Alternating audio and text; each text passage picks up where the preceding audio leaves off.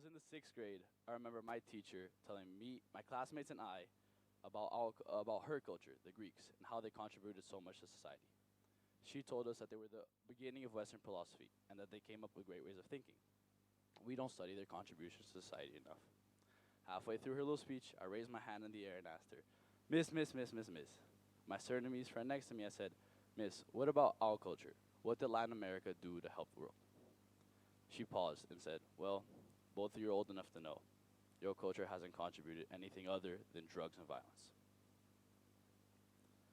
To an 11-year-old boy, you can assume this is a pretty tough moment. The first time I'm really learning about my own history, it's in a different continent and to somebody who doesn't really know about it.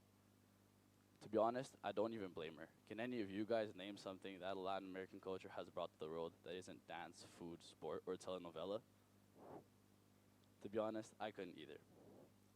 When I was 8 or 9 years old, I was meant to give a presentation with one of the only other Latin kids in the school about something like our country's heroes. Most of the kids went up there, they talked about their grandparents, how they went to the war, came home with medals. And then we went up there, acting like we know what we were going to talk about. And then the teacher started us off. She asked, okay, who did you pick? My friend replied, oh, I picked my grandpa. The teacher said, okay, what did he do? The kid said, oh, well, I'm not sure, but I'm pretty sure has a gun he uses for hunting or something. The teacher just chuckled. She said, okay, Nick, who did you pick? I said, well, miss, I picked my great-grandpa. My family don't talk about him that much, but I'm pretty sure he did something to do in Brazil or a war or something like that. To you guys, this might not seem like much, but to me, I see everything. I see two little boys who don't know enough about their own family's history or their own culture's history to have any sense of pride for it. The result of this is feeling like a second-class citizen. No, the result of this is feeling like a second-class citizen. From older generations being told that Latin man has to work twice as hard to get half as far, to nowadays me being told that my culture hasn't contributed anything other than drugs and violence. And I wanted to prevent that. This also makes you feel invisible, so much so that once a Spanish philosopher once said, those who do not remember their past are doomed to repeat it. Throughout the writing of this speech, I was on FaceTime with my friend, and we were talking about each other's day. And he told me about how his little brother was playing cops and robbers with his friends, and then he wanted to be a cop. But he said, well, you can't do that. So why? Well, your people are never the cops, only ever the robbers. And that escalated into someone saying, go back to where you came from. You see, I felt for this little kid.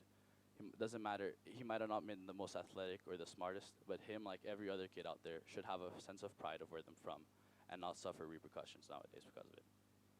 To prevent that, I want to tell you guys a little bit about Latin history. All started in the 1500s. Columbus sailed the ocean blue and found the Americas. Actually, he found the Caribbeans, where there were 3 million Tainos living there, and then him and his conquistadors performed the Caribbean Holocaust. See, at this point, there were 3 million Tainos living in the Caribbeans, 33 million Incas living in South America, 30 million Aztecs living in Mexico, 7 million Apache, Comanche, and Navajo living in the west of USA, for a total of 73 million prosperous people. And then what happened was the Great Extermination, the biggest killing of all time. 95% perished, leaving a total of 3.65 million. Throughout this, our women were raped, our artifacts were turned into coins, and our cities were torn down. You see, but through all this adversity, heroes came through. People like Elias Parker, who was a Native American colonel in the American Civil War. Tribes like the Huaquahuito, who fought with wooden swords as not to injure their enemies or not to kill their enemies. People like Jesse Busyhead, who led over 1,000 people at a time over the Trail of Tears. Or our great civilizations, like Tenochtitlan, who was a glistening white city built over a river, who housed at the time double the people that London or Rome housed at the time. You see, these are the type of things they kept out of our parents or our teachers' textbooks. These are the type of people that our parents didn't know about.